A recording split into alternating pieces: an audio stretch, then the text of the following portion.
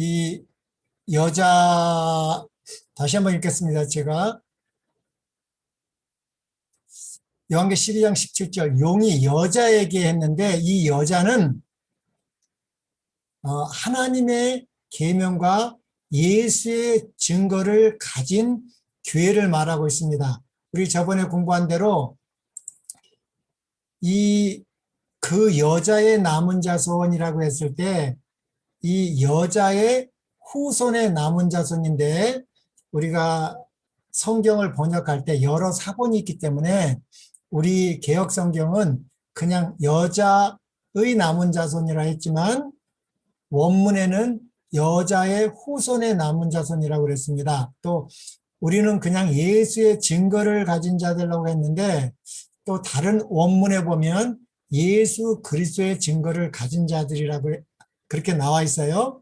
그래서 우리는 성경을 볼 때 이렇게 다른 성경하고 이렇게 비교하면서 보면 좋습니다. 그런데 우리 개역 성경이나 개역 개정이 뭐 영어 성경도 있고 여러 성경이 있지만 굉장히 번역이 잘 된 성경이기 때문에 우리 다른 성경하고 그래도 같이 이렇게 읽으면 좋습니다. 그래서 이 남은 자손은 쉼이 있습니다. 근데 이 남은 자손 외에는 다 뭐를 받는다는 거예요? 그 짐승의 표를 받으면 쉼을 얻지 못하는 거예요. 그러면 이 남은 자손은 왜 쉼이 있을까? 또 요한계시록 14장 12절에 성도들의 인내가 여기 있나니 저희는 하나님의 계명과 예수 믿음을 지키는 자니라 해서 이 두 성경절은 같은 사상입니다. 요한계시록 12장 17절에 우리 예언된 제7일 안식일 예수 재림교회를 예언한 것입니다. 그들이 남은 자손이고 참 교회인데 그들은 하나님의 계명과 예수 그리스도의 증거를 가졌어요. 그런데 이제 요한계시록 14장 12절에는 이들이 마지막 성도라고 부릅니다. 그래서 이 성도들은 인내가 필요하다고 그래요. 성도들의 인내가 여기 있나니 저희는 하나님의 계명, 여기 하나님의 계명이 나왔죠? 똑같습니다. 하나님의 계명과 여기는 예수 믿음을 지키는 자니라 이렇게 보충 설명이 나왔어요. 그러면 예수 믿음을 지키려면 하나님의 계명 지키는 사람들이 많이 있지 않습니까? 그런데 예수 믿음을 지키려면 어떻게 돼요? 여기 우리에게 특별하게 예수 그리스도의 증거를 가지고 예수 믿음을 지킨다는 것입니다. 그래서 우리가 예수 그리스도의 증거가 없으면 뭘 받지 못해요? 예수 믿음을 지킬 수 없다는 말입니다. 그래서 우리 요한계시록 19장 10절에 성경 자체에 이 예수의 증거가 무엇인가를 사도 요한이 직접 설명해 놨는데, 내가 그 발 앞에 엎드려 경배하려 하니 그가 요한이 나에게 말하기를 나는 너와 및 예수의 증언, 예수의 증거를 받은 내 형제들과 같이 된 종이니 삼가 그리하지 말고. 그러니까 아무리 거룩한 천사라도 천사는 피조물입니다. 경배는 오직 누구에게만 한다는 거예요? 스스로 존재하시는 여호와라 이름하신 하나님 외에는 경배하지 말라는 거예요. 그래서 우리 스스로 계신 여호와 하나님만이 경배를 받을 대상인데, 그분들의 특징은 창조주라는 거예요. 창조에 함께한 분만이 이름이 여호와이십니다. 그런데 여기에는 그리하지 말고 오직 하나님께 경배하라 하면서 예수의 증거는 예언의 영, 대언의 영, 우리 구역 성경에는 예언의 신이라 하더라. 그래서 예수 그리스도의 증거는 예언의 신, 우리 구역 성경은 예언의 신, 지금은 예언의 영을 말하는 거구나. 그래서 이 예수 그리스도의 증거, 예언의 신, 예언의 영을 가지고 예수 믿음을 지키는 자니라는 것입니다. 그런데 여기 예수의 증거가 예언의 영이라고 그랬기 때문에 예언의 영, 하나님께 경배할 수 있는 그 예언의 영은 누구예요? 성령을 말하는 것입니다. 성령 하나님의 예언적 이름이 예언하실 때에 이름이 예언의 영, 예언의 신, 대언의 영이라고 부르는 것입니다. 그래서 그 예언의 신께서 이 마지막 시대에 한 종을 부르셨죠. 예, 그 종, 우리 교회에 우리 엘렌 G 화이트를 불렀습니다. 그분에게 이 예수 그리스도의 증거를 주셨죠.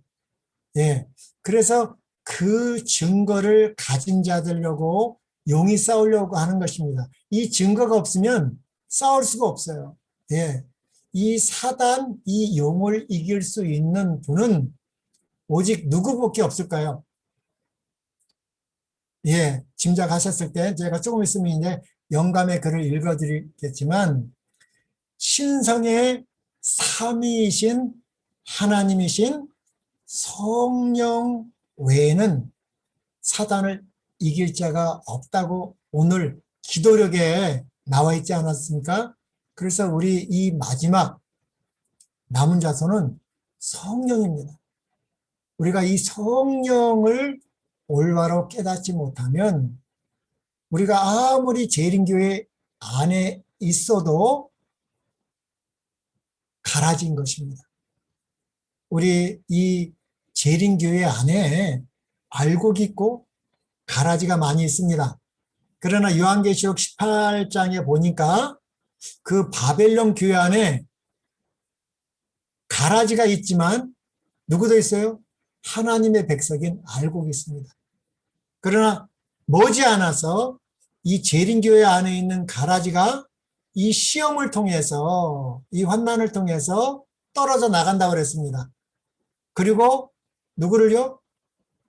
예수의 증거를 남은 자손을 통해서 바벨론 교회 안에 있는 참 하나님의 백성이 나와서 진짜 이 재림 교회를 이룬다고 우리 영감의 글에 나와 있습니다. 그래서 이 남은 자손은 하나님의 계명을 지키며 예수 그리스도의 증거를 가지고 예수 믿음을 지키는 자인데 이 예수 그리스도의 증거는 예언의 영이라는 것을 우리는 잘 깨달아야 됩니다. 그래서 우리 이 예수의 증거를 가진 자들은 뭐가 있어요? 쉼이 있는 것입니다. 그거가 없으면 뭐가 없어요? 쉼을 가질 수 없는 거예요. 왜? 다른 신에게 경배하니까. 오직 경배는 누구에게만 해요? 하나님께 하라는 거예요. 근데 그 하나님이 진짜인지 가짜인지 우리는 알아야 되지 않습니까? 그래서 우리 다시 한번 보겠습니다.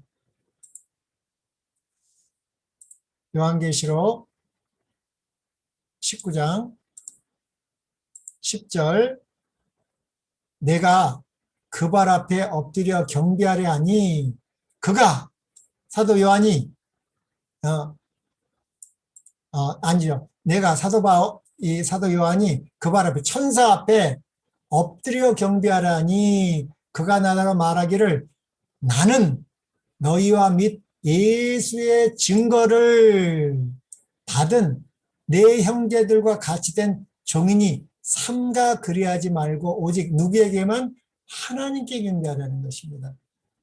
하나님 외에는 경배를 받을 수가 없는데 이 사단도 자기를 하나님이라고 하지 않습니까? 그래서 참 하나님인지 아닌지를 깨닫게 하시기 위하여 역사의 종말에 남은 자손들에게 예수의 증거, 예수 그리스도의 증거를 주신 것입니다.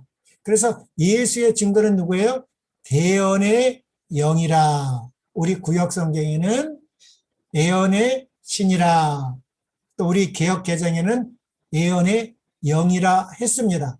그래서 우리 예언의 영이신 성령 하나님께서 이 마지막 때에 한 종을 일으키셔서 예수의 증거를 주고 남은 자손이 되게 하셔서 참 하나님을 경배하는 무리를 일으키겠다는 것입니다. 예. 그래서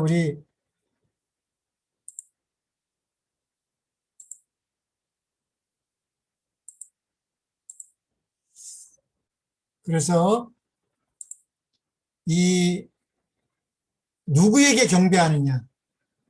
참 하나님께 이들도 다 경배한다고 하는데 왜 그들은 다른 하나님을 경배하느냐? 그것은 예언을 깊이 연구하지 않았기 때문에 그렇다는 것입니다. 자, 그리고 우리 계시록 14장 12절 다 같이 성도들의 인내가 여기 있나니 저희는 하나님의 계명과 예수 믿음을 지키는 자라 했습니다. 그리고 이 요한계시록 14장에 이 영원한 복음인 첫째와 둘째와 셋째 천사의 기별의 결론이 13절까지 끝납니다. 여기가 성경의 마지막이고요. 그리고 14장 14절부터 예수님께서 추수하는 장면, 예, 알곡과 포도송이를 구분하는 마지막 수업 장면으로 끝나는 것입니다. 성경은. 그리고 15장부터는 이제 이걸 부가 설명해서 재앙에 대해서 이렇게 나오는 것이죠.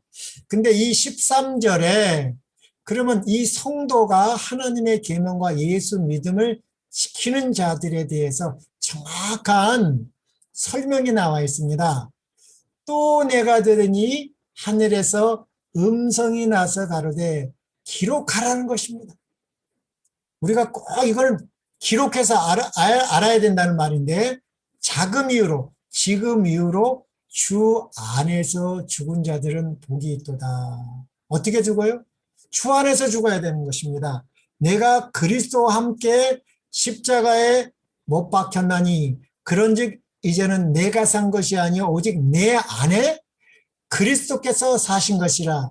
이제 내가 육체 가운데 사는 것은 나를 사랑하사 나를 위하여 자기 몸을 버리신 하나님의 아들을 믿는 믿음 안에서 산다고 우리 사도 바울이 갈라디아서 2장 20절에 이 주 안에서 죽은 자들이 누군지를 말하고 있습니다. 우리가 주 안에서 그 십자가에 죽을 때만이 성령을 받을 수가 있는 것입니다. 그래서 자금이여로 주 안에서 죽은 자들은 복이 있습니다. 이 복은 뭐예요? 첫째 천사의 기별에, 아니, 첫째 부활에 일어나는 복인 것이죠. 그러니까 이 영원한 생명을 받는다는 것이고, 하심에 누가요? 마지막으로 이 성경의 마지막 단원인 성령이 가라사대 그러하다 저희의 수고를 그치고 쉬리니 이는 저희의 행한 일이 따름이라 하시더라. 그래서 주 안에서 죽은 자들, 이 죽은 자들이 뭐 하는 거예요? 성령을 통해서 부활한다는 것입니다.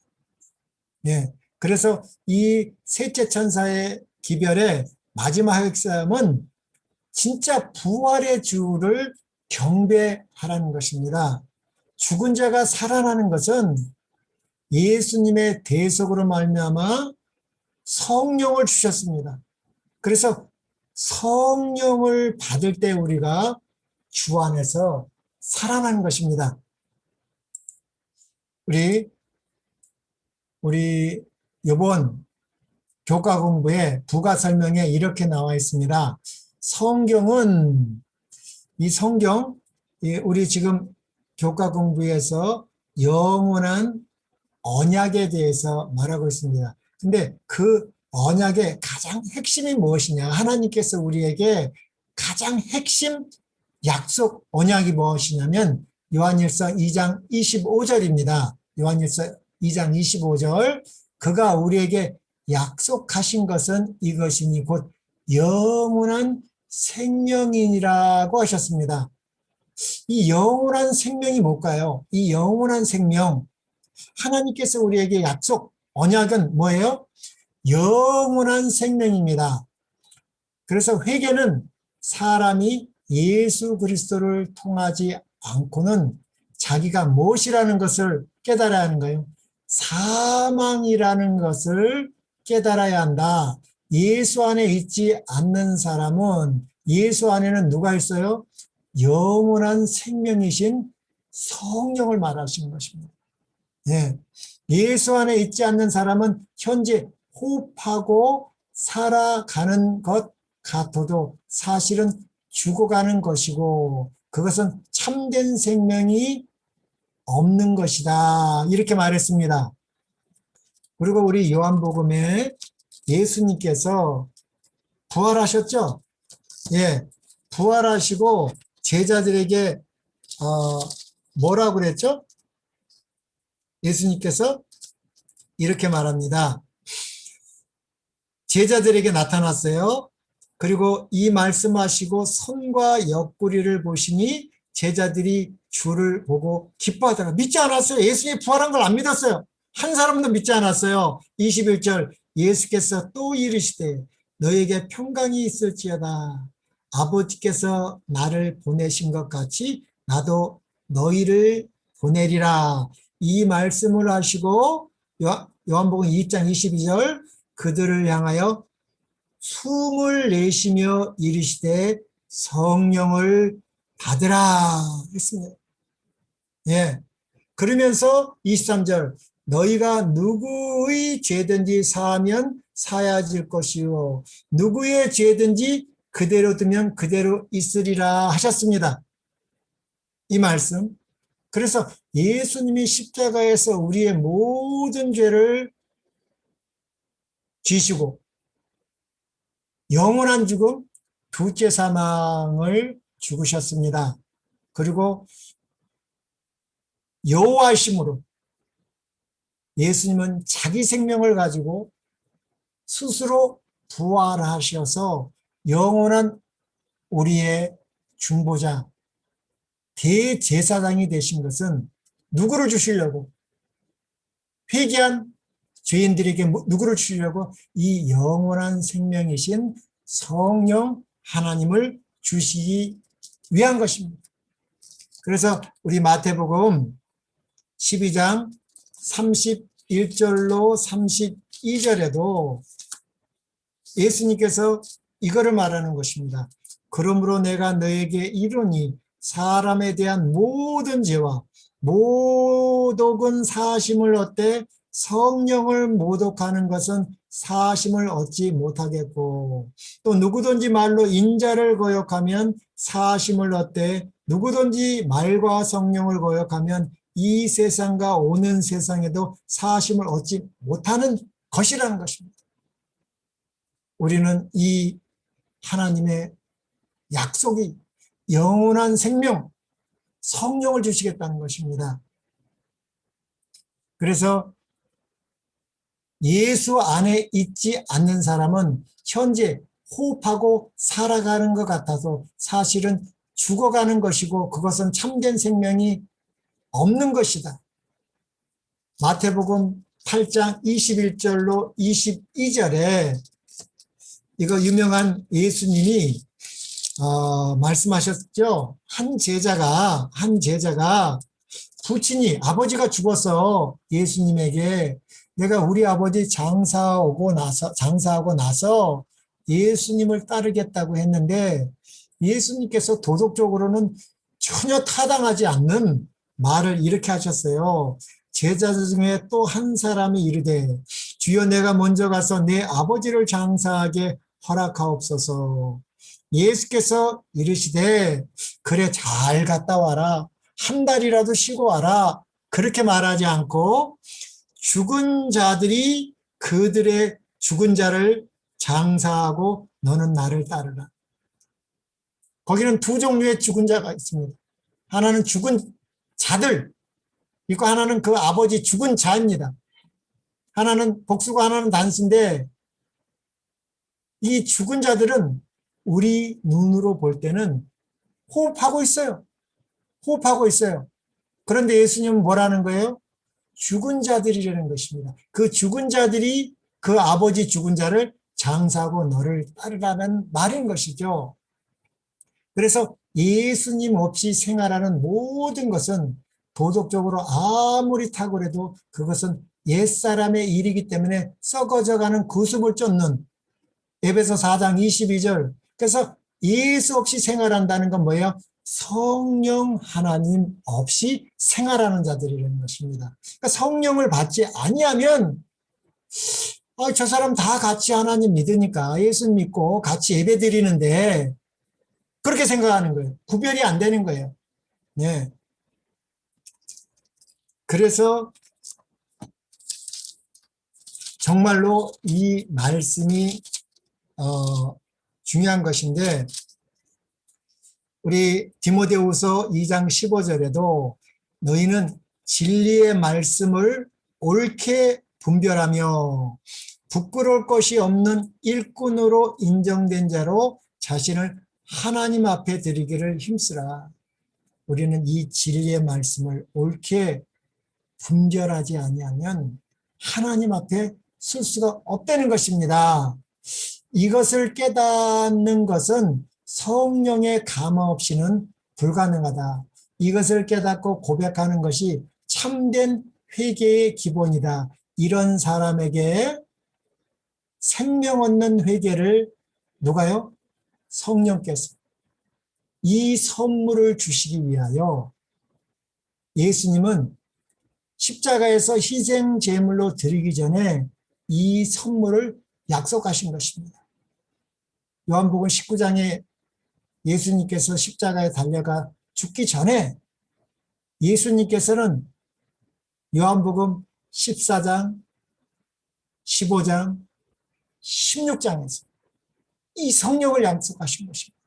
예수님의 십자가에 죽는 이유는 이 영원한 생명이신 성령을 주시기 위하여 죽으신 것입니다. 우리 또 교과 공부해보면 이런 말이 있습니다. 역사의 종말에 영원한 복음, 우리 새천사의 기별을 온 세상에 전하기 위하여 그 여자의 후손에 남은 자손을 일으키셨다. 요한계시록 11장 17절에 예언된 교회 맞죠?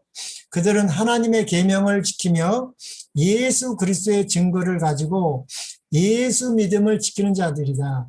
오늘날 세상에 예수 이름을 부르는 교회들 중에 성경이 계시한 이 조건을 고비한 교회는 오직 누굽니까? 제7일 안식일 예수 재림교회에는 없다. 예, 이 교회는 맞아요. 그러나 그 안에는 두 무리가 있습니다. 알곡과 가라지가 있다는 것이에요. 옛 이스라엘에게 주어진 사명이 역사의 종말에는 남은 자손들에게 위임되었다. 교회는 남은 자손, 그 여자의 씨의 남은 자손의 성경적인 뜻이 무엇인지 분명히 깨닫고 이 직무를 수행하려고 말씀에 굴복하고 성령님의 능력을 강구해야 할 것이다. 우리 성경에 이 여자의 남은 자손이라고 번역되었는데 원문은 여자의 씨, 여자의 후손의 남은 자손. 그래서 여자의 씨, 여자의 후손이라는 말은 구약의 창세기 3장 15절하고 역사의 종말인 마지막 때인 요한계시록 12장 17절에 딱 두 번 나왔다고 그랬습니다. 예수의 증거라고 했는데 원문에는 이 예수 그리스도의 증거이다.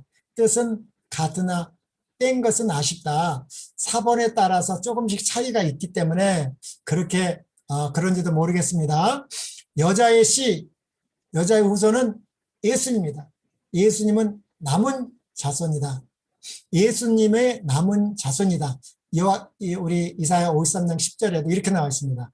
여호와께서 우리 이사야 53장은 예수님의 참 복음을 증거한 장 아닙니까?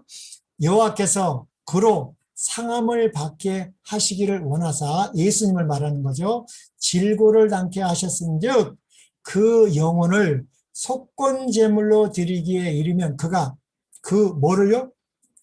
씨를 보게 되며 그날은 길 것이요 또 그의 손으로 여호와의 뜻을 성취하리라고 이렇게 예언되어 있습니다. 이 씨에 대해서 이 구절에서 그 영혼을 속건제물로 드리기에 이르면 그가 그 씨를 보게 되며 라고 예언했다. 여자의 후손으로 오신 예수께서 십자가 부활로 그 씨를 본다고 했는데 그가 바로 여자의 씨에 남은 자손이다. 우리는 이 직무를 올바르게 감당해야 할 것이다. 이렇게 나와 있습니다. 참 중요한 글이어서 제가 다시 한번 설명을 드렸습니다.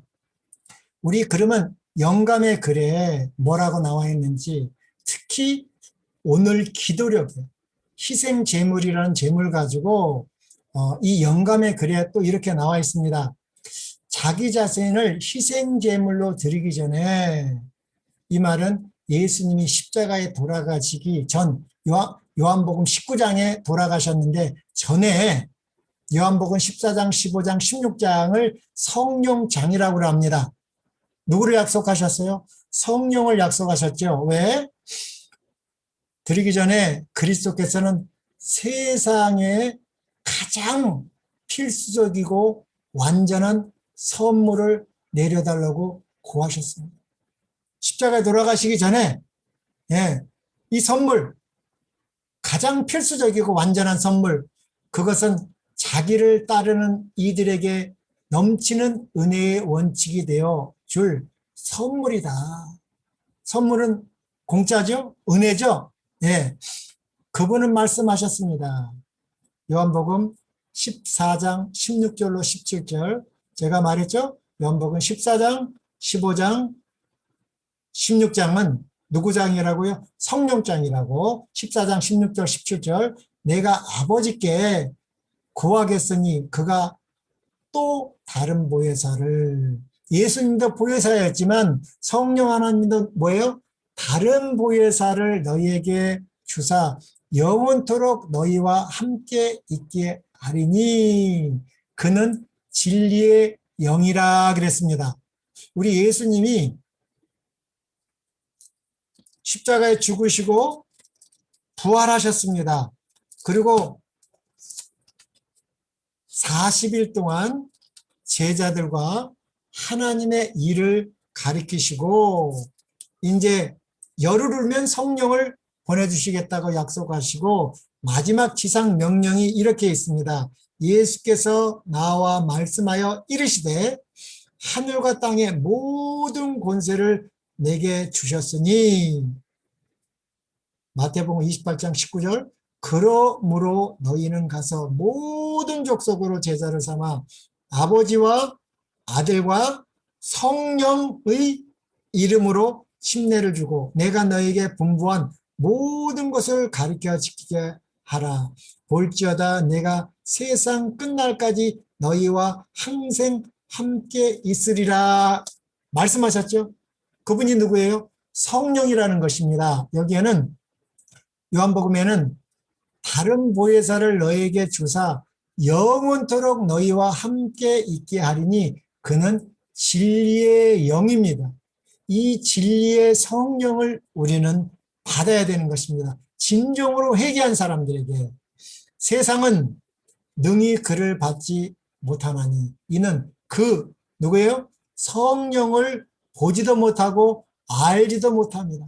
그러나 너희는 그를, 성령을 아나니 그는 너희와 함께 거하시며 또 누구에게요?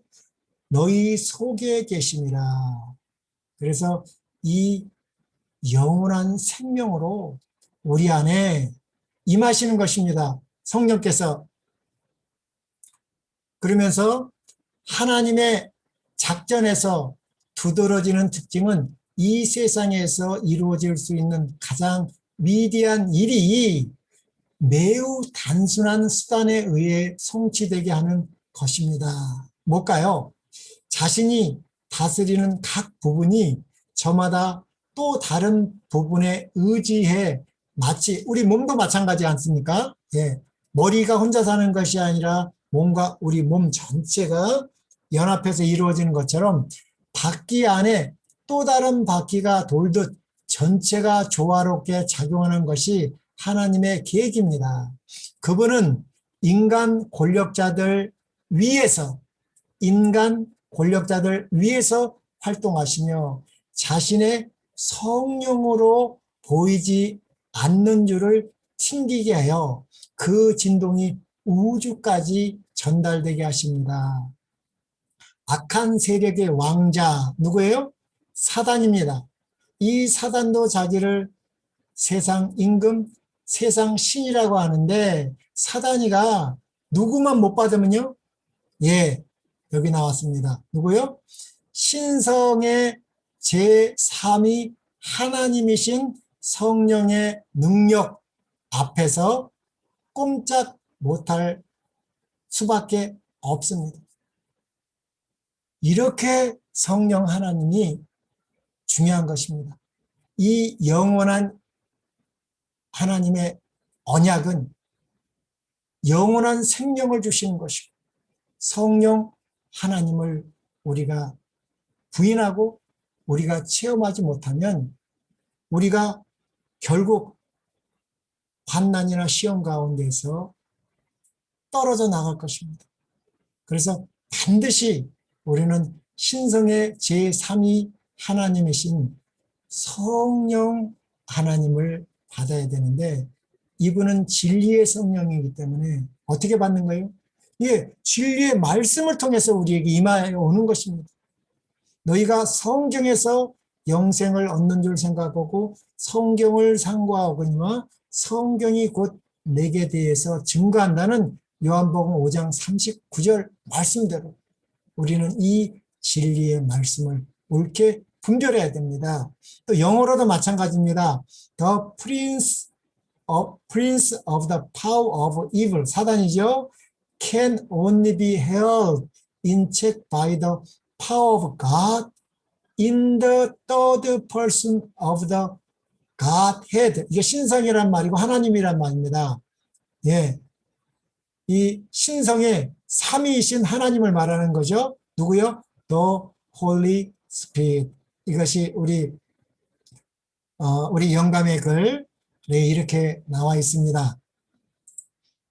그래서 우리 이 마지막 요한계시록 13장 13절에 마지막으로 이 세 천사의 기별의 마지막으로 자금 이후로 주 안에서 죽는 자들이 복이 있는 것입니다. 예수님의 십자가에 예수님과 함께 죽은 자들만이 성령을 받는 것입니다. 이 성령께서 저희는 주 안에서 죽은 자들의 행위는 부활인 것입니다. 나는 부활이요 생명이니 나를 믿는 자는 죽어도 산다고 하셨습니다. 예, 죽은 자의 행한 일은 부활인 것입니다. 그래서 이 첫째 천사의 기별이 오직 창조의 주를 경배하는 것인데 창조의 주가 누군지 올바로 깨닫는 것은 우리 주님의 부활입니다. 주님께서 부활하심으로 말미암아 여호와 창조이심을 증명하시고 우리에게 성령 하나님을 주셨습니다.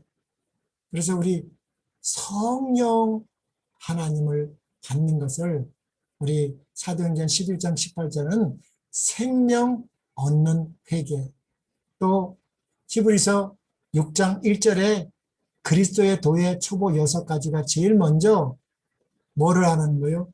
죽은 행실을 회개하는 것이었습니다. 그래서 우리 주님께서는 이 그리스도의 하늘 성소 봉사를 하고 계십니다. 그러면 이 하늘 성소 봉사, 예수님은 세 파트, 지상생애, 뜰, 이 성소에 보면 뜰이 있고요. 첫째 간 성소가 있고 지성소가 있습니다. 예수님이 이 땅에 사람 되어 오셔서 33년 반 동안 희생하신 이 지상이 있고 그 다음에 첫째 간 성소가 있고 그 다음에 지금은 어디 계신가? 예수님이 지금 뜰에 있는 것도 아니고 철저한 성소도 아니고, 그러면 예수님은 지금 이 지성소에서 뭐를 하고 계시는지, 예수님이 부활하시고 예수님이 어디 있는지를 우리는 모르면 안 되겠죠. 예수님이 지금 무슨 하늘에서 봉사하시는지, 그리고 이 땅에서 기도하고 있습니다. 이 기도가 어디로 올라가는 거예요? 예수님이 계신 곳, 예수님이 지금 대제사장 복을 입고 지금 중보하고 있는 사역이 무엇인지 우리는 알아야 됩니다. 이거를 모르고서야 재림 성도라고 말할 수 없고, 이거를 모르기 때문에 사단이 우리 교회 안에 흔들어 놓고 있습니다. 거짓이 들어와도 말을 못하는 거예요. 누구가 진짜인지 거짓인지 모르는 거예요. 모르면 나도 모른다는 거예요. 우리 스데반이 사도행전 7장에 돌에 맞아 죽을 때 어땠어요? 천사의 얼굴을 하고 하늘의 보좌를 봤습니다. 그때 그 보좌에 주님이 앉아 있는 것이 아니라 서신 것을 보셨죠. 그러면서 아버지여, 예수님과 같은 기도, 저들의 죄를 용서해 달라고. 왜? 저들은 죄를 모른다고. 저들이 하는 일을 모른다고. 이 스데반의 순교를 통해서 이제 복음이 땅끝까지 이제 증거되는 것입니다.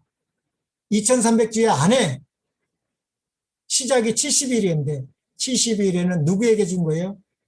유대인의 은혜의 기간이었습니다. 다니엘의 백성인 유대인들에게 은혜가 전파되고, 이 마지막 스데반이 죽고 그때 AD 34년에 이제 복음은 땅끝까지 증거되는 것입니다. 그날에 예루살렘에 있는 교회에 큰 핍박이 나서 사도위에는 다 유대와 사마리아 모든 땅으로 흩어지니라.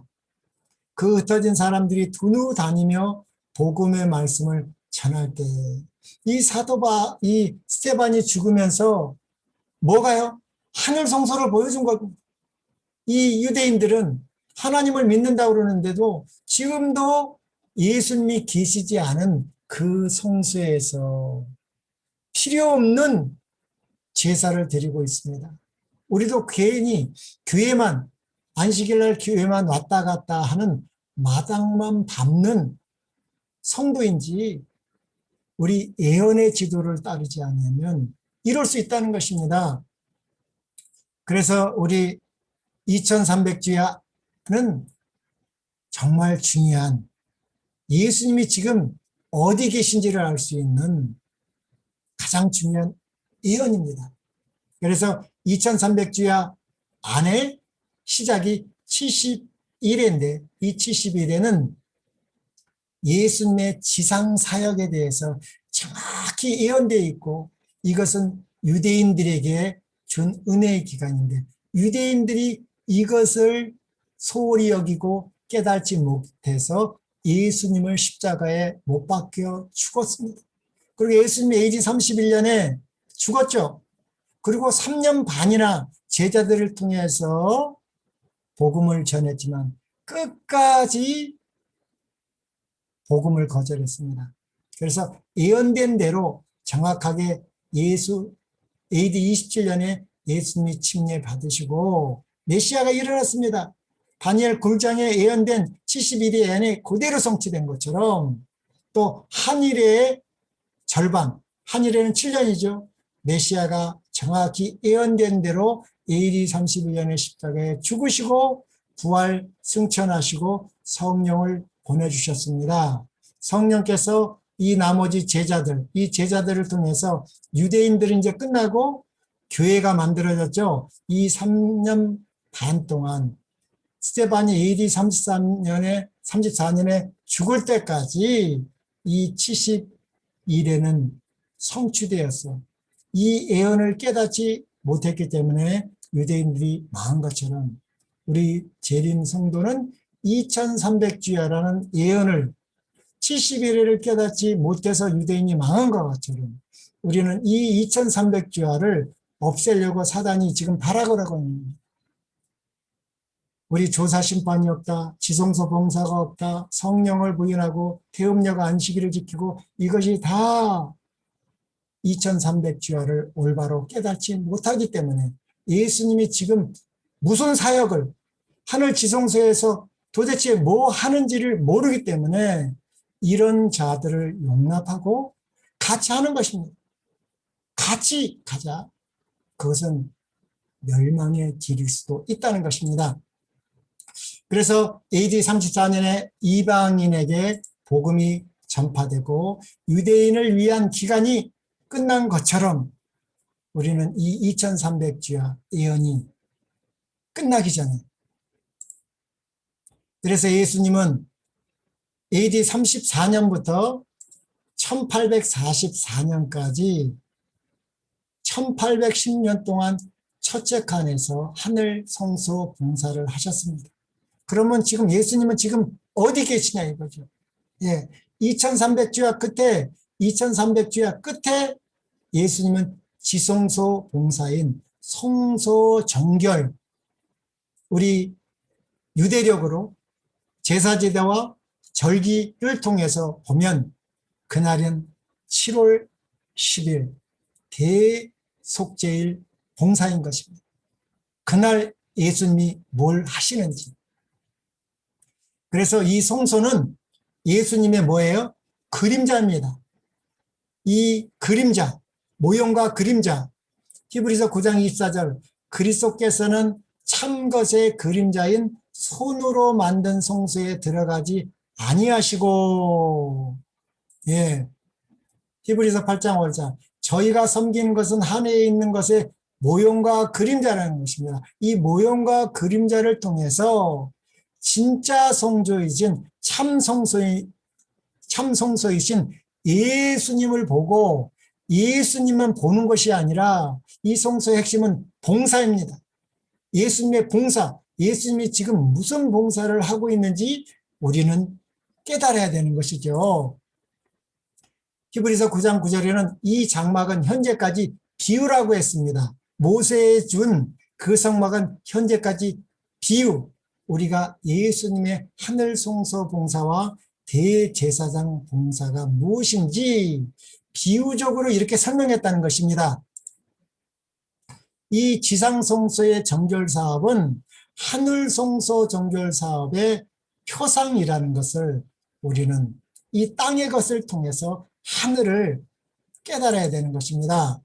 그래서 다니엘서 8장 14절, 그가 내게 이르되 2300주야까지니 그때의 성소가 정결하게 함을 입으리라. 그래서 2300주야 끝에 뭐가 있어요? 심판이 있다고. 우리 첫째 천사의 기별 요한계시록 14장 7절에 다니엘 8장 14절과 같이 이루어지는, 그가 큰 음성으로 이르되 하나님을 두려워하며 그에게 영광을 돌리라.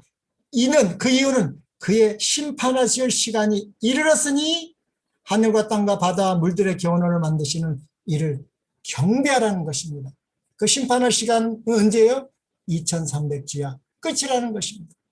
그럼 2300주야 끝에 예수님의 지성소 봉사는 뭐 하는 거예요? 성소 정결이고 그것이 조사 심판이라는 것입니다. 이 조사 심판이 무엇인지 우리는 알아야 되는 것입니다. 2300년의 예언이 성취된 후에 속죄 즉 정결 사업이 시작되어 있습니다. 그러면 이 정결 사업이 무엇인지 우리 정말 이 재림 성도들은 오늘 기도력에서 배운 대로 이것을 깨달은 자들이 삶을 변화하고 성령의 능력으로 이것을 땅끝까지 증거한다고 그랬습니다. 이거를 깨닫지 못하면 가라지가 될 수밖에 없는 것이고, 이 깨달은 자들을 통해서 바벨론 안에 있는 알곡들이 환란을 통해서 이렇게 바뀐다고 했습니다. 그래서 이 2300주야는 우리가 꼭 알아야 되고, 그러면 왜 재림 전에 먼저 심판이 있는가? 이 심판은 믿지 않는 자들을 위한 것인가? 어떤 자들을 심판한다는 것인가? 이 심판이야말로 요한계시록 14장 6절 7절 첫째 천사의 기별, 심판할 시간이 이르렀으니 창조주를 경배하라고 그랬는데 그 심판이야말로 영원한 복음입니다. 이 심판이 없다면 영원한 복음을 깨닫지도 못하고 받지도 못한다는 것입니다. 그래서 사단은 이 조사 심판, 재림전 심판을 없애려고 온갖 이설, 특히 성령을 부인하는 태음력 안식일을 집어넣는 것입니다. 그게 잘못된다고는 믿지만은 내가 진정으로 성령을 받지 못하면 깨닫지 못할 수 있다는 것입니다. 우리 영감의 글에는 약 1800년 동안 성소의 첫째 간에서 이 봉사 사업이 계속되었다. AD 34년부터 스테반이 예수님이 서신 것을 보셨잖아요. 예. 회개한 죄인들은 그들을 위하여 예수하시는 그리스도의 피로 말미암아 죄의 용서를 얻고 아버지께 간합되었으나 그들의 죄는 여전히 기록책에 남아 있습니다. 예, 그 첫째 간 봉사를 통해서 우리는 예수님의 피를 통해서 죄가 옮겨되는 것입니다. 피가 없으면 죄가 이동할 수가 없어요. 우리의 죄를 하늘 성소로 옮기는 것도 피고요. 또 그 하늘 성소에 남아있는 그 모든 죄를 대속죄일 봉사 때 또 다시 피를 가지고 어떻게 해요? 도말하는 것입니다. 네. 그리고 그 죄를 준 장본인 아사살에게 주는 장면이 우리 레위기 16장에 나와 있는 것처럼 이 기록책에 남아 있었다. 구약 시대의 백성들의 죄가 믿음으로 말미암아 속죄 제물에게 옮겨지고 그 제물에 뭐를 통해서요? 예, 피를 통하여 죄는 상징적으로 다시 성소로 옮겨졌던 것처럼 무슨 언약이에요? 새 언약은 예수님의 피입니다. 회개한 자의 죄가 믿음으로 말미암아 그리스도에게로 옮겨지고 그리스도께서는 그것을 실제적인 하늘 성소로 옮기셨다. 실제적으로 말합니다. 그런데 마치 모형적 지상 성소의 정결이 그것을 더럽혀왔던 죄를 도말함으로 되었던 것처럼 옮기고 끝나는 게 아닙니다. 이 도말이 없으면 우리는 구원이 없는 것입니다. 하늘 성소의 실제적인 정결도 거기에 기록된 죄를 뭐 하는 거예요? 도말하거나 제거의 버림으로 이루어진다. 이것을 위하여 조사심판하시는 것입니다. 그러나 이 일이 이루어지려면 누가 죄를 회개하고 그리스도를 믿는 믿음으로 속죄의 혜택을 받을 자격이 있냐 하는 것을 결정하기 위하여 기록책을 조사하는 일이 있어야 한다. 그러므로 성서의 정결에는 조사하는 일, 곧 심판하는 일이 포함되어 있다. 이 일은 그리스도께서 당신의 백성을 구원하기 위하여 재림하시기 전에 이루어져야 한다. 왜냐하면 주께서 오실 때에는 각 사람의 행위대로 갚아주실 상급을 가져오실 것이기 때문이다. 우리는 정말 예수님 마지막 지성소 봉사의 기간 안에 살고 있습니다. 너무도 두렵고 떨리는 심정으로 살아가야 될 시기인 것 같습니다. 우리는 정말 예수님의 하늘 지성소 봉사를 온전히 깨닫고 성령, 영원한 생명을 받아서 예언의 지도를 따라 예수님의 재림을 준비하는 우리 모든 성도님들이 되시기를 기원하면서 오늘 말씀을 마치겠습니다.